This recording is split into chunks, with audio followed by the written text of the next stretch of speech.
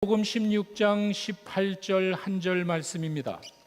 같이 한번 찾아서 읽도록 하겠습니다. 마태복음 16장 18절 같이 읽습니다. 또 내가 내게 이르노니 너는 베드로라. 내가 이 반석 위에 내 교회를 세우리니 음부의 권세가 이기지 못하리라. 아멘. 기도하겠습니다. 아버지 하나님, 정말 감사합니다. 어찌 사람의 생각대로 일이 되겠습니까? 어찌 우리 힘으로 이런 일들을 이뤄나갈 수가 있겠습니까? 생각할수록 하나님의 은혜와 사랑에 참 감사드리고, 우리들의 삶 자체가 그렇습니다. 부족한 저희들, 허물 많고 또 연약하지만 하나님의 은혜와 사랑으로 이 시간까지 인도해 주시고 참 그 소중한 것을 기억하며 하나님 앞에 나왔습니다. 겸손하게 우리 마음을 드립니다. 하나님만 높이기를 원합니다. 예배를 통해서 영광 받으시고, 또 하나님이 주시고자 하는 말씀에 귀를 기울이고 하나님의 음성 듣고 뜻을 깨닫고 기뻐하는 저희들 되게 하여 주시옵소서. 예수님의 이름으로 기도했습니다. 아멘. 여러분, 교회라고 하면 생각나는 게 뭡니까? 신앙생활을 오래 하신 분들은요, 60년대, 70년대 이렇게 신앙생활 하신 분들은 아마 종소리가 기억이 날 겁니다. 그 당시는 교회가 이렇게 언덕 위에, 교회 숫자도 많지 않았지만 언덕 위에 있어가지고 조용한 새벽이 되면은 큰 종이 이렇게 줄에 매가지고 밑에서 잡아당기면은 땡땡 울립니다. 그 당시에 공부하던 우리 젊은이들은요, 그 종소리 듣고 깨고 새벽에 공부했고요, 그 종소리를 듣고 아침에 학교 갔습니다. 시계도 제대로 없던 시절이기 때문에 예배 시간을 알리는 거지만 우리 동네 사람들에게는 그 이상의 의미가 있었습니다. 그렇게 신앙생활을 하고, 저희 아버님이 매일 새벽에 교회 가셔서 종치던 그 모습이 아직도 눈에 선합니다. 어떤 분들은 아마 교회 그러면 십자가 불을 생각하시는 분도 있는 것 같아요. 한국에 밤에 가시면은 막 빌딩마다 네온사인, 아주 멋있는 십자가의 불이 이렇게 붙여 있죠. 달려 있는데, 또 이제 그 신앙생활 청소년서부터 한국에서 하신 분들, 사실 갈 데가 없습니다. 60년대, 70년대 어디 가서 뭘 하겠습니까? 볼 데도 없고 갈 만한 장소도 없습니다. 남녀가 같이 어울릴 수 있는 좋은 장소가 교회였습니다. 같이 어울려서 교제도 하고 또 성경 공부도 하고, 이렇게 이 마루바닥에 와가지고 자기 집에서 방석을 가져와서 예배를 드립니다. 무릎을 꿇고 방석에서 예배를 드리고 끝나고 나면은 그 자리에서 분반 공부를 합니다. 1학년, 5학년, 6학년 옆에서 떠드는 소리 들리지도 않습니다. 건물이 하나밖에 없기 때문에 교육관 이런 게 없죠. 예배당 하나에 예배드리고 공부하고 그러던 오손도손 지내던 시절이 생각이 납니다. 사실 그 당시에는 교회가 비난받을 만한 이유가 없죠.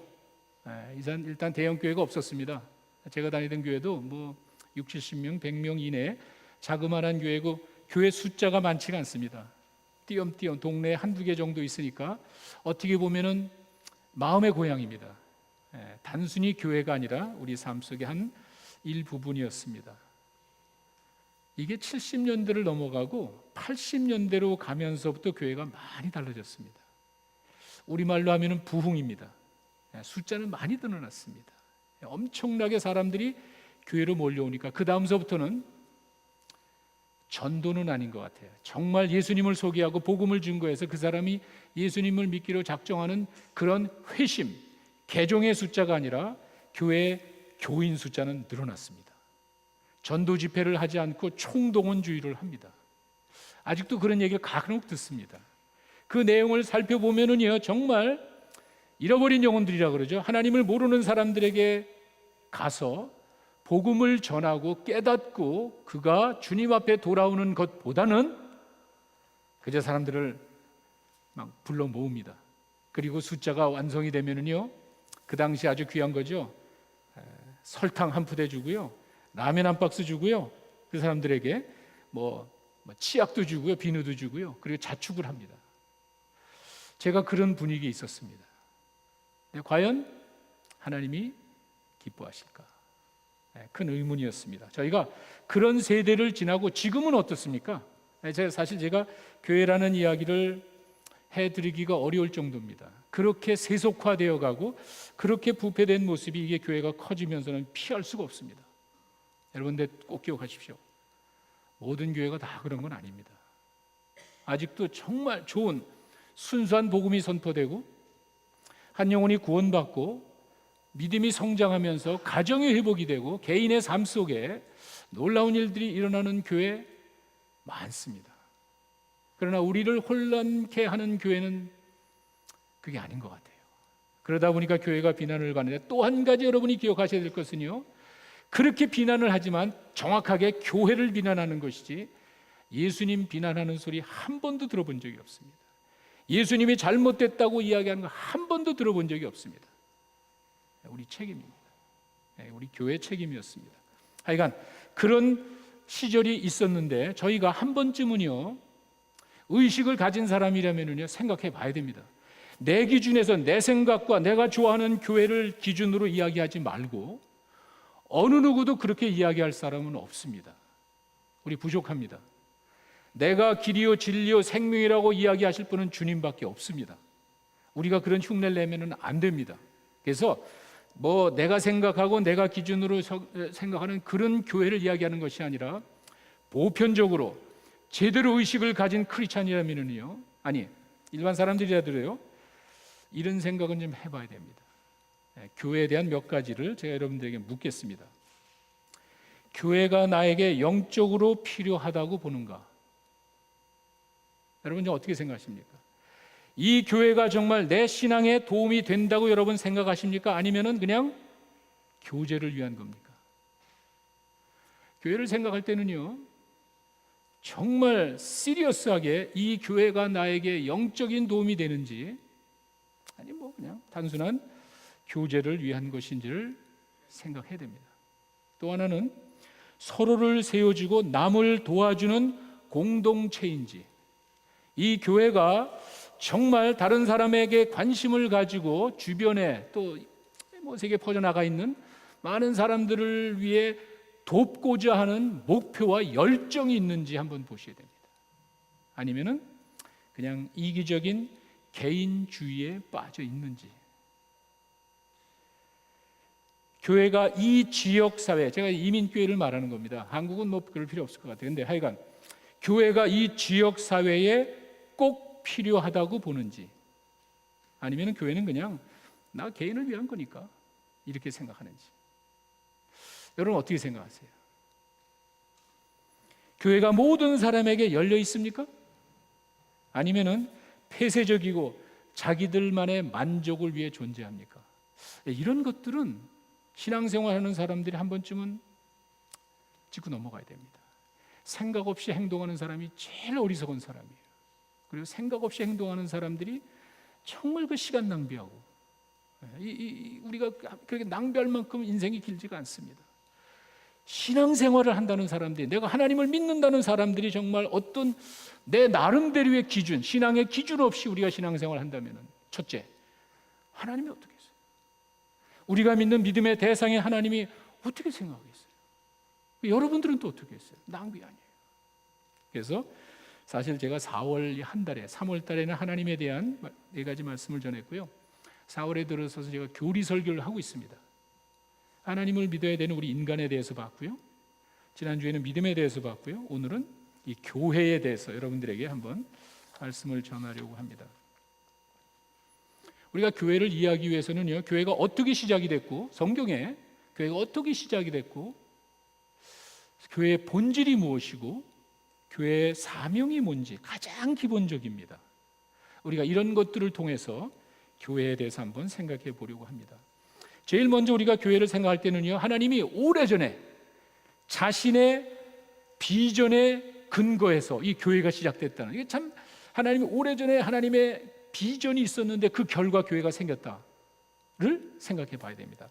이게 무슨 말이냐면 신명기 7장 6절에 가시면은요, 하나님께서 애굽에서 고생하던 그 백성들을 광야에서 훈련시키시고 이제 40년이 거의 다 끝난 다음에 가나안 땅에 들어가기 직전에 이런 이야기를 했습니다. 하나님의 비전이에요. 뭡니까?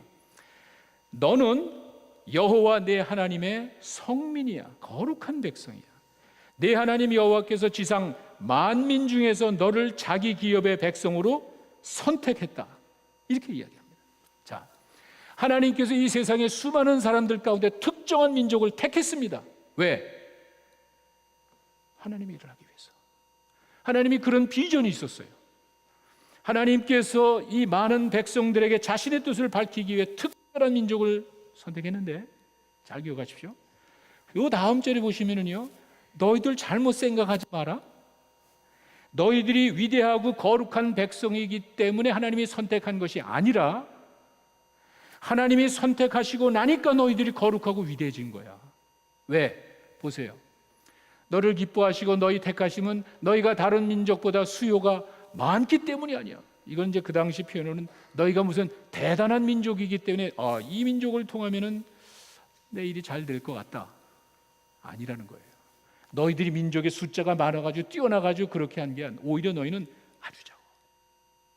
우리가 하나님을 생각할 때는요, 하나님 앞에 쓰임 받는다는 것을 생각할 때는요, 절대로 오해하지 마십시오. 여러분이 뛰어나서 그런 게 아니에요.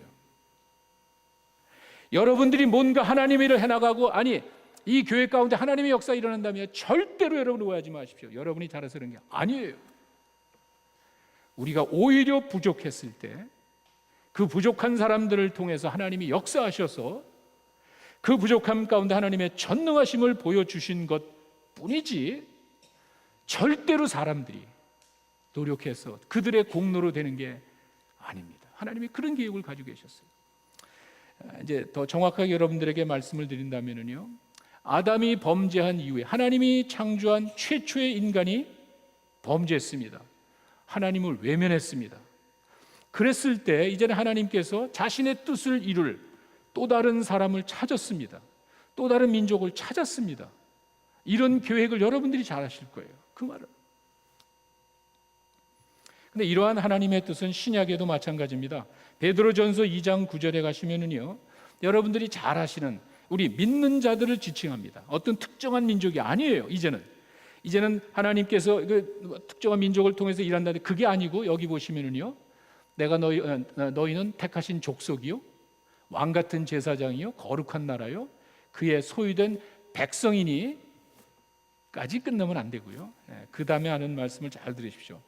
이는 너희를 어두운 데서 불러내요 그의 기이한 빛에 들어가시게 하신 하나님의 아름다운 덕을 선전하기 위함이다.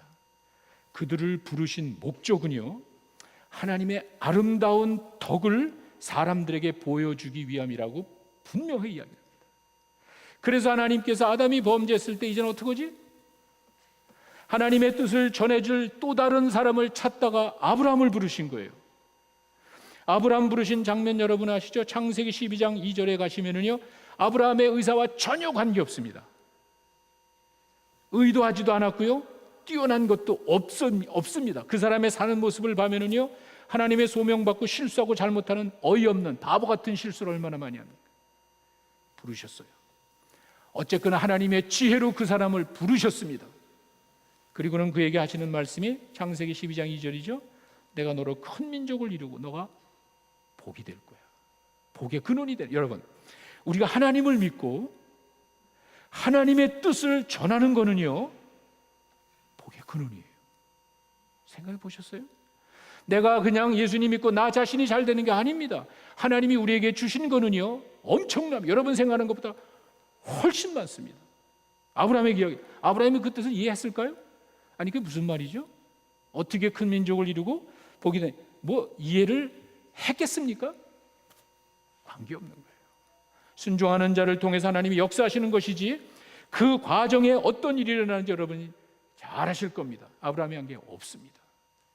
하나님이 아브라함을 택하시고 그를 통해 큰 민족을 이루어서 그를 통한 하나님의 복이, 예수 믿고 구원받아 영생을 얻는 하나님의 복이 퍼져나가게 하셨다는 게 그 말이에요. 하나님이 그런 계획을 가지고 계셨습니다.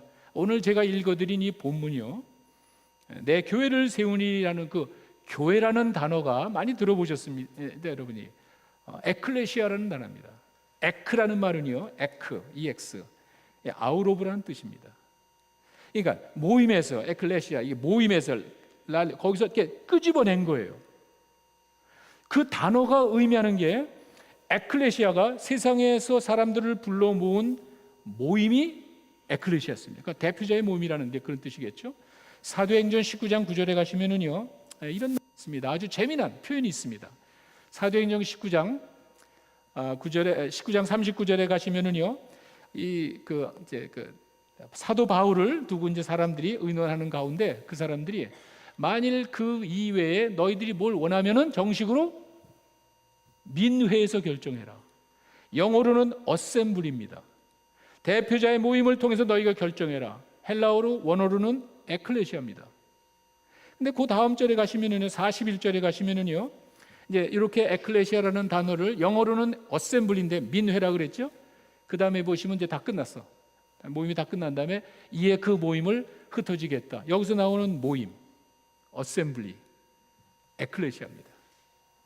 그런데 이 단어를 민회, 모임이라고 번역되어져 있는 이 단어를 예수님께서 사용하신 거예요. 이 단어를 예수님께서 이야기하신 거예요. 여러분 오늘 그 읽어드린 본문 보시면 내가 이 교회를 세운다고 이야기했을 때 그 단어가 에클레시아입니다. 모임이에요. 민회입니다. 그럼 어떤 모임이겠어요? 예수님께서 이야기하실 때 내가 내 교회를, 내 모임을 내가 새롭게, 아직 없습니다. 미래형입니다. 내가 내 사람들의 모임을 이룰 것이야. 그죠? 기존에 있었던 그런 모임이 아니라는 그런 말입니다. 근데 사실 예수님이 그런 이야기를 하실 때 유대인들의 모임이 있었습니다. 자연스럽게 형성된 회당, 시나고그가 있었습니다. 예수님께서 유대인들이 모이는 자연스러운 그런 게 있어서 예수님도 가서 복음 전하셨잖아요. 사도 바울도 갔었잖아요. 근데 예수님이 이야기하신 모임은 그게 아니었습니다. 오래전에 하나님의 비전 가운데 그런 생각을 가지고 계셨던 거예요. 내가 특정한 사람들을 불러서 하나님의 뜻을, 내 뜻을 좀 전해야 되겠어. 택한 백성, 왕 같은 이 많은 사람들이 해야 되는 일은요, 하나님의 아름다운 덕을 선전하는 거예요. 그걸로 인해서 사람들을 부르시는 거예요. 이게 교회입니다. 이렇게 이제 시작이 됐습니다. 두 번째는요, 이렇게 하나님의 비전에 근거한 교회가 예수님에 의해 실현이 됩니다. 제가 오늘 읽어드린 본문이 바로 그겁니다. 마태복음 16장 18절에 또 내가 내게 이르노니 너는 베드로야. 내가 이 반석 위에 내 교회를 세우겠다. 예수님이 세우시겠답니다. 아까 말씀드렸듯이 그 당시에 예수님은요, 회당에 가서 말씀을 전하셨습니다. 유대인들의 모임이 있었습니다. 그게 아니에요. 내 교회를 앞으로 세우겠다는, 그러니까 아직 완전하게 예수님이 의도하신 그 사람들의 모임이 형성은 안 된 것 같아요. 왜? 미래형으로 돼 있으니까. 예수님께서 의도하신 그것은 바로 예수님께서 누가복음 4장 16절에 가시면은 사역을 시험 받으시고 시역하자마자 예수님이 제일 먼저 가셔서 복음 전한 데가 회당이었어요. 이미 유대인들의 모임이 있었어요. 뭐 사도 바울은 말할 것도 없죠.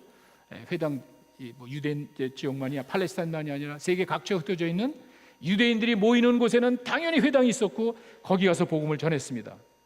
그게 아니에요. 그걸 사용하시겠다는 게 아니에요.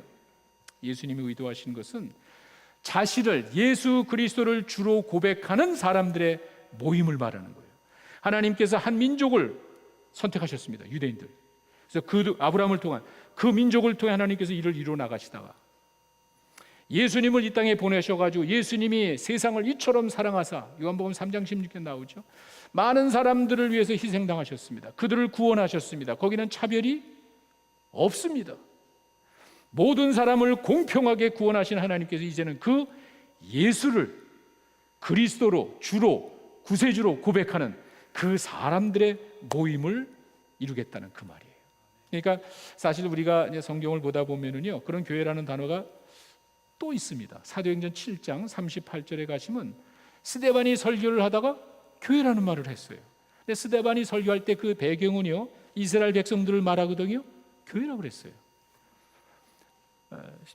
사도행전 7장을 보시기 바랍니다. 사도행전 7장 38절에 가시면은 이제 스데반의 설교 가운데 시내산에서 말하던 그 천사와 우리 조상들과 함께 광야 교회에 있었고, 이거 뭡니까? 이렇게 이야기할 거예요.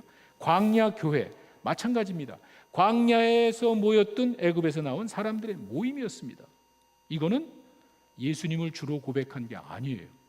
그러니까 우리가 구분해야 될 것은 예수님이 내 교회를 세우겠다는 것은요, 십자가 위에서 돌아가시고 난 다음에 그 예수 그리스도를 통한 새 언약을 믿고 따르는 그 사람들을 통한 하나님의 뜻이 전달되는 이 과정을 설명한, 분명히 교회가 있긴 있었습니다. 그러나 그런 교회가 아니라 예수님을 고백한 사람들의 그 모임, 이거는 분명히 유대인들의 모임과는 좀 달랐습니다. 이것을 우리가 성경에 또 이렇게 사도 바울이 이야기를 해줍니다. 갈라디아서 3장 27절 29절에 가시면은요, 사도 바울이 이런 이야기를 합니다. 누구든지 그리스도와 합하여 침례를 받은 자는 그리스도 옷을 입었다. 이게 참 이게 깊은 말이에요. 다시, 그리스도로 합하여 한 침례, 이게 침례 받았다는 한 성령으로 하나가 되었다는 그런 말이거든요. 세례, 침례 받은 자는 그리스도의 옷을 입었다. 근데 그 가운데는요, 유대인이나 헬라인이나 종이나 자유인이나 남자나 여자 없이 다 예수 안에서 하나다. 우리가 읽을 때는요, 별 감동이 없습니다. 여러분 이 말 듣고 야, 정말 참 이런 사람이 누가 있습니까? 잘 기억하십시오. 그 당시에 차별의 근거는 요 세 가지였습니다. 첫째, 인종 문제. 이 유대인과 헬라인은요, 절대로 하나가 될 수 없는 민족입니다. 여러분 잘 아시죠? 성경에, 죄송합니다, 개같이 취급을 했어요. 유대인들은요, 선택받은, 자기들이 뭐 뛰어나서 그런지 알지만 자기들이 선민이고요, 선택받은 백성이고요, 다른 이방 사람들은요, 개같이 여겼습니다. 어떻게 이게 하나가 됩니까? 지금도 미국의 시한폭탄이 뭐죠? 인종 문제예요. 아직도 이 세상에서, 이 사회에서 어떤 종교고 문화고 풀 수 없는 게 인종 문제예요. 유일하게 하나입니다. 이 세상에 어떤 지도자도 할 수 없는 그 하나가 딱 이루어졌습니다.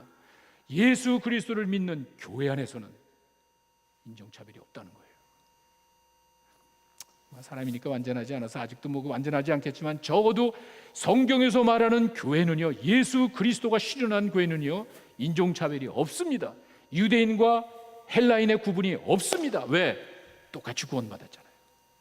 똑같이 예수 그리스도를 주로 고백해서 구원받았잖아요. 무슨 차이가 있습니까? 더 놀라운 거는요, 종과 자유자, 주인 하나 될 수 있습니까? 우리도 옛날에 양반 상놈 문화가 있었습니다. 우리 집에 일하는 사람이 있었고요, 노예가 있었습니다. 하나가 될 수 있습니까? 여러분 한번 생각해 보세요. 기독교가 한국에 들어와서 혁명적으로 바뀐 것 가운데 하나가 바로 그거예요. 강화도 전체가 바뀌었습니다. 강화도에 복음이 들어왔을 때 이 사람들이 그냥 그 복음을 접하자마자 찢어버렸어요. 우리 집에서 일하는 이 하인 여종의 노예 문서를 찢어버렸어요. 왜? 야, 내가 믿는 이 성경 보니까 우리는 그리스도 안에 다 하나래, 한 형제 자매래, 내가 어떻게 너에게 그렇게 할 수 있니? 찢어버렸어요. 이게 어떻게 가능합니까? 여러분 한번 생각해 보십시오. 어떻게 주인과 노예가 하나가 될 수 있습니까? 안 되는 거예요. 딱 하나. 교회 안에서만 가능한 거예요. 교회 안에서만 하나님께서 예수 그리스도 안에서 똑같이 구원받은 자들을 차별 없이 대해주시는 거예요. 이게 교회예요. 또 재미난 거는요, 남자와 여자, 지금이야 여러분들 뭐 이 말 해야 뭐 무슨 감동을 받습니까? 우리 문화도 그랬습니다. 남자와 여자는요, 천지 차이입니다. 고대 문화가 그랬습니다. 남자와 유대 문화가, 여자들은요 카운트 하지도 않았습니다. 성경에 나오는 뭐 5천 명 먹였다, 여자 뺀 숫자입니다. 아이들 뺀 숫자입니다. 전형적인 가부장적인 사회에서는요, 남자 성인들만 치는 거예요. 여자들 저 밑에 있습니다. 어떻게 여자하고 남자하고 하나가 될 수 있습니까? 그래서 사도 바울이 복음 전하러 가다가 돌로 맞아 죽은 거예요. 그래서 유대인들이 이를 갈면서 사도 바울을 죽이려고 한 거예요. 어떻게 하나가 되냔 말이에요. 뭐 문화니까 지금도 재미난 게는요, 어디 모임에 가서 우리가 식사하면요, 자연스럽게 남자들 따로 먹고 조금 좋은 테이블에서, 여자들은 부엌 옆에 자그마한 테이블에, 이게 자연스럽게 바뀌어요. 이게 뭐 누가 시킨 건 아닌데 그런 문화가 있었다는 거예요. 여러분, 기독교가 시작되면서부터 성별의 차이를 깼다는 사실을 여러분 믿으시기 바랍니다. 이런 게 어디 있습니까? 그리스도 안에서 하나가 됐다는 말은요, 이 기독교가 시작이 되면서부터 그것을 실천하던 수천 년 동안 문화 가운데 실천하던 그 사람들에게, 야, 여자하고 남자는 똑같아. 이게 정말 이게 혁명적인 사고 아닙니까? 교회가 그렇게 시작이 됐어요. 예수님이 그걸 실현시킨 거예요. 그게 교회입니다. 교회 내에서는 절대로 인종차별하면 안 됩니다. 신분의 차별하면 안 됩니다. 성별의 차이를 하면 안 되는 거예요. 이게 교회예요. 이게 예수님이 실현하신 교회 모습입니다. 성경에서 말하는 교회가 바로 그겁니다. 자, 하나님의 비전에 근거했고요, 예수님이 이 땅에 오셔서 실현하셨고요, 마지막 세 번째, 교회는 성령의 능력으로 유지되는 겁니다. 고린도전서 12장 13절에 가시면은요, 이런 말이 있습니다. 아까 말씀드린 거 비슷한데, 우리가 유대인이나 헬라인이나 똑같죠? 신분의 인종에 관한 거, 종이나 자유자나 신분입니다. 다 한 성령으로 침례를 받아 한 몸이 됐대요. 여러분이 하나님의 자녀가 된 거는요, 성령이 임하셔서 된 거예요. 다시, 내가 예수 믿고 주님을 고백할 때 성령이 우리 가운데 임하셨습니다. 여러분이 노력해서 얻은 게 아니에요. 착각하지 마십시오. 여러분이 뭔가 뛰어난 게 있어가지고 성령 받은 줄 아십니까? 어리석은 생각이에요. 우리가 예수 믿었을 때 선물로 성령을 주신다 그랬지, 뛰어나서 받은 게 아니에요. 그 말이에요. 종과 주인이 있는데 종보다 주인이 뛰어나서 여기다 성령 주고 여긴 아니에요. 유대인과 헬라인이 있는데 이 헬라 이방 사람보다 유대인이 조금 나서 이 사람들에게만 성령 준 게 아니에요. 더 놀라운 거, 이들이 뛰어나서 그렇게 하나님의 선택받은 게 아니라고 그랬습니다. 무슨 말이죠? 차별이 없는 거예요. 하나님이 이제 예수 그리스도 안에서 예수님을 믿고 구원받은 모든 사람들에게는 차별이 없는 거예요. 누가 합니까? 성령이 하는 거예요. 성령이. 네, 그거는 이제 현실적으로 보시면 됩니다. 우리 집에도 아이들이 셋입니다. 30살 넘은 애, 20살. 걔네들도 생각이 다릅니다. 저하고 우리 아이하고 생각이 다릅니다. 이상하게 큰 놈하고는 말만 시작하면은 싸워. 너무 생각하는 게 다르니까 어떻게 지 엄마 똑 닮은 자기가, 내가 나쁜 뜻으로 얘기한 것도 아닌데 그냥 얘기하면은 그냥 싸울 거야. 이렇게 달라요. 여러분 목장 안에 한번 생각해. 목장 안에 사람들이 다 다르잖아요. 근데 그 사람들이 잘못된 게 아니에요. 여러분 오해하지 마십시오. 근데 다른 거와 잘못된 거는 구분하셔야 돼요. 근데 우리가 주로 싸우고 갈등은요, 잘못돼서 그런 게 아니라 이 다른 거를 받아들이지 못하는 것 같아요. 근데 다른 거, right, wrong, 이거는 여러분이 다 판단하니까 이거 잘못됐다고 그러면 끝난 건데, 그게 아니라 이게 나하고 좀 달라, 생각이 다르고 이 방법 말하는 게 다르고, 이게 달라서 그런 건데 요거를 누가 컨트롤 하냔 말이에요.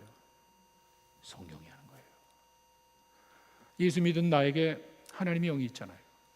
여러분이 뭐 믿거나 말거나, 여러분이 진정으로 예수님 믿고 하나님의 자녀가 되면은요, 여러분 지키기 위해서 이 땅에 사는 동안에 하나님의 영을 주신답니다. 그분이 날 컨트롤하는 거예요. 그렇게 하셔요. 근데 이게 어린아이하고 어른하고 다르죠. 어른은 성숙하니까 그게 또 그냥 되겠습니까? 그러니까 이런 과정을 통해서 어린아이 같은 신앙이 성장하면은요, 생각하는 게 다르단 말이에요. 내 생각과 내 고집대로 하던 게 어린아이 시절에게 내려가잖아요. 내 생각과 내 고집대로 하는 것이 아니라 이제는 성령께서, 자꾸 뭐 믿지 않은 사람 양심이에요. 이거 다 있잖아요. 성령 있잖아요. 어떻게 말을 함부로 합니까? 어떻게 성령 받은 사람이 남의 가슴에 그렇게 못을 박습니까? 그럴 수는 없는 거예요. 성령을 받지 못했든지 성숙하지 못한 거예요. 하나님의 영이 나를 컨트롤하는데 어떻게 그런 행동을 할 수 있냐? 실수할 수는 있습니다. 사람이 부족하기 때문에 완벽하지, 실수할 수는 있습니다. 그러나 성령이 감동 주시면 회개하잖아요. 주님, 제가 또 잘못했습니다. 그래서 교회가 다양한 배경과 다양한 생각을 가진 사람이지만 하나가 되는 거예요. 우리 큰 아이가 나하고 그렇게 성격이 다르고 말만 하면 우리 집 사람하고 나하고 말만 하면 싸우지만 하나가 되는 것은 가족이잖아요. 가족의식이 있기 때문에 그 가운데서 아버지를 존중하는 생각이 나오고 내 아내를 제가 소중히 여기니까 하나가 되는 거예요. 여러분을 주장하고 여러분을 구원을 시키고 여러분을 이끄시는 분이 하나님이신 줄로 믿습니다. 성령이 하신다는 거예요. 하나님의 영이 하신다, 그 말이에요. 오순절에 성령이 임하셨습니다. 주님이 약속하신 성령이 왔습니다. 깜짝 놀랄 일이 일어났습니다.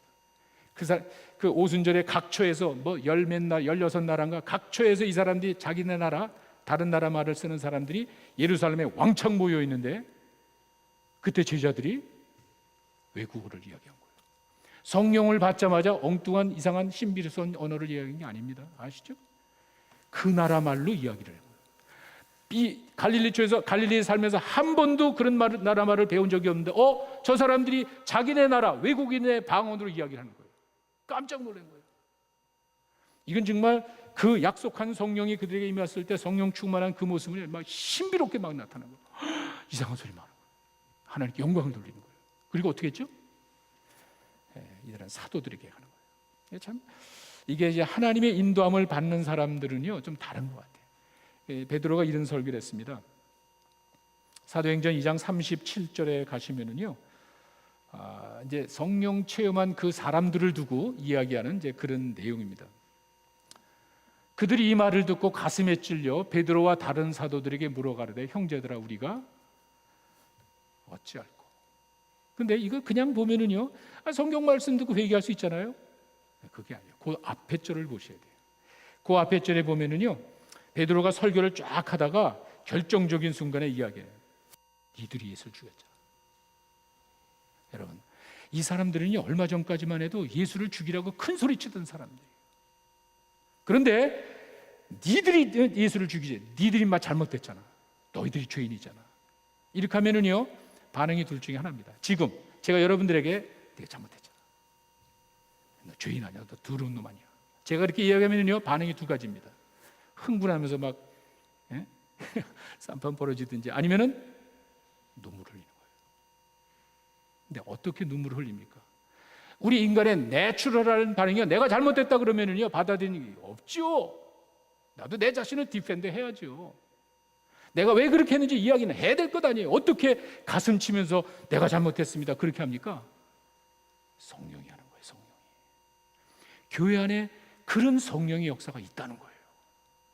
그러니까 각기 다른 배경에서 잘못했다고 이 사람 네가 인마 죄 졌지 않냐 이야기해도 눈물을 흘릴 수 있는 것은 하나님이 하시는 거예요.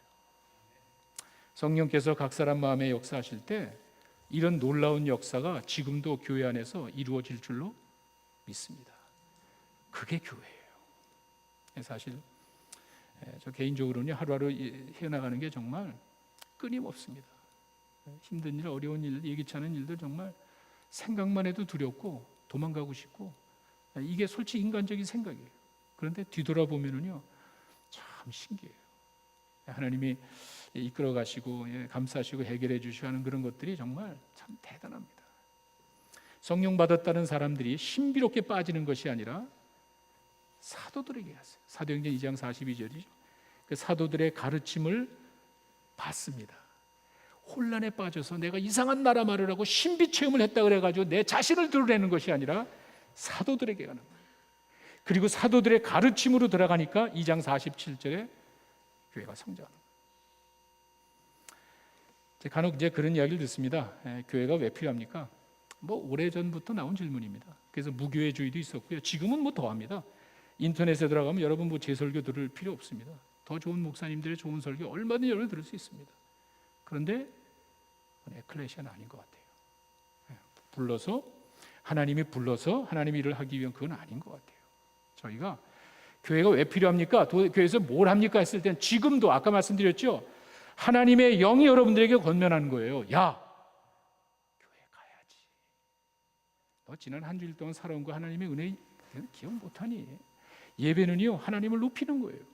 하나님을 믿는 사람들이 와가지고 하나님 찬양하고 기도하면서 하나님의 음성 듣고 가슴 푸고, 이거 가장 기본적인 베이직 아이디어예요. 네가 하나님의 자녀가 됐으면 이놈아 예배 드려야지. 하나님의 영 이야기하지 않겠어요? 이놈아 네가 자식이면은 아버지 찾아뵈야지. 명절 되면은 그래서 사람들이 명절 때 고향 가고 아버님 찾는 거 아니에요? 야 이놈아, 네가 자식이 되면 아버님 어머니한테 기억을 해야지. 자식들이 그런 생각 안 하겠습니까? 하나님의 영을 받은 사람들이, 성령 받은 사람들이 이놈아 예배를 드려야 될 것 아니에요. 누가 얘기해서가 아니라 뭐 주일 성수가 중요한 게 아니라 그래도 내가 하나님 앞에 가서 찬양하고, 찬양 얼마나 좋아요. 찬양에 마음이 다 들어가니까 치유가 되는 거예요. 회복이. 제가 설교대로 듣지만 찬양할 때는 막 그 찬양이 내 고백 아니에요. 막 하니까 그때 변화가 되는 거예요. 마음 문이 열리고 그 열린 마음에 옥토와 같은 법에 하나님이 그냥 막 쫙쫙 주니까 찬양의 기적이 진짜 많은 것 같아요. 누가 합니까? 성령이 하잖아요. 자, 이렇게 우리가 교회가 필요한 거는요, 야, 하나님 앞에 가서 감사해야지, 찬양해, 하나님 높여야지. 개인의 삶 속에서도 하지만 코퍼레이트 워십, 우리가 합심해서 하나님 더 크게 영광 돌려야지. 하나님이 그런 이야기 안, 성령께서 그런 이야기 안 하시겠어요? 그리스도 하나님의 자녀들에게. 야, 너 좀 성장해야 되겠다. 본어겐입니다. 영으로 다시 태어난 사람들이에요. 여러분이 어떤 지혜와 지위를 가지고 있는지 모르지만 하나님 앞에 거듭났으면은요 어린애 얘기입니다. 하나님의 것으로 다시 배워야지. 야, 너 교육을 좀 받아야 되겠어. 너 훈련 좀 받아야지. 그냥 됩니까? 그동안 아까 제가 말씀드렸죠. 60년, 70년대를 거쳐가면서 우리 한국 교회는요 훈련이 없었습니다. 들어본 적이 없습니다. 주일학교는 어린아이들만 했어요. 어른들 공부하는 거 보셨습니까? 교육과 훈련이 되지 않은 결과 이렇게 되는 거예요. 그러니까 이제 거듭났으니까, 하나님의 자녀가 됐으니까 좀 배워야지. 훈련을 좀 해야 되지 않니? 하나님의 영이 이야기하지 않겠어요? 성령께서 여러분들에게 그런 이야기 안 하겠습니까? 저희가 힘들지만 뭐 삶 시리즈 한다고 그러고 하는 게 어쩔 수 없는 거예요. 이게 하나님이 원하시는 거예요. 자, 이렇게 하나님을 야, 인마 너 예배 좀 드려라. 부모님 찾아가야지. 그리고 막 훈련 좀 받아. 좀 이렇게 잘 배워봐. 그 다음에 어떻게 하죠? 야, 너 내 일을 좀 해줘야 되겠다. 불쌍한 사람 좀 도와줘. 자, 멀리 네 눈에 아웃 오브 사이트 하면 아웃 오브 마인드 한다는 말 있잖아요. 네 눈에 보이지 않지만 이 흩어져 있는 그 불쌍한 사람들은 누가 돌보니? 그땐 네가 네 마음이 열렸잖아. 내가 네가 좀 해줬으면 좋겠어. 그 저희가 나가는 거 아니에요? 이렇게 우리가 하나님 앞에 예배드리고 배우고 훈련하고 그 다음에 나가서 선교하고 헌신하고 어디서 합니까? 사실 한국 교회는요 믿음을 실천하는 현장이 없었습니다. 구역 예배는요 지역으로 나눠서 관리하고 보고하는 체제였습니다. 목장은요 사역입니다. 여러분 목장에서 이런저런 일을 그냥 우리가 무슨 뭐 전 목장 간부화 해서 이야기하는 게 아니에요. 여러분들의 받은 은사를 실천할 수 있는 믿음의 실천 현장이 목장이에요. 그게 없었던 거예요, 한국교회는. 근데 여러분이 그 배운 것들을 목장에서 좀 도와주고 전화 한 통도 좀 하고 실주로 한번 찾아가고 목장에서는 할 수 있잖아요. 여러분이 그렇게 하면서 신앙이 성장하는 거예요. 이렇게 자 하나님 앞에 좀 예배 드려야 되지 않니? 성령이 이야기하지 않겠습니까? 예배 가야 되지 않아? 너 훈련 좀 받아라. 좀 배워야지. 성장해야지. 그냥 되는 게 아니지. 하나님이 그렇게 이야기하지 않겠어요? 야 이제 너 일을 좀 해야지. 너 많이 배웠지? 너 깨달았지? 이제 좀 한번 해봐. 애가 맨날 기저귀 차는 것도 기저귀 싹 빼버리고 이놈이 띠뚱띠뚱 걸 때 잡아주다가 손 딱 놓으면 이놈이 띠뚱띠뚱 넘어지듯이 그래도 한번 걸어보고 그러면서 성숙해지는 것 아니에요? 성령께서 그런 이야기를 하지 않겠습니까? 그 말이에요. 교회는 그런 게 있습니다. 그래서 교회가 이어져 가는 거예요. 사랑하는 성도 여러분, 오래전에 하나님의 비전이 있었습니다. 특별한 사람들을 불러서 하나님의 뜻을 전하고 싶었습니다. 예수님이 이 땅에 오셔서 그 예수 믿고 구원받은 사람들을 부르셨습니다. 교회를 세우셨습니다. 내 교회라고 했습니다. 그리고 성령을 주셔서 그 성령께서 여러분 각 사람 마음에 권면하시는 거예요. 들리는 거예요. 하나님의 음성이 들리는 거예요. 왜? 나랑 함께 계시잖아요. 이러면 안 되는데 이거 해야 되는데 그런 생각이 없겠습니까? 하나님의 비전과 예수님의 실천과 예수님의 실현하시고 성령께서 이끌어 가십니다. 이게 교회의 신비예요. 교회에 대한 참 뜻을 깨닫고 지금도 여러분들을 통해서 일하기 원하시는 그 주님과 함께 복된 신앙생활 하신 여러분 되시기를 간절히 축원합니다. 기도하겠습니다.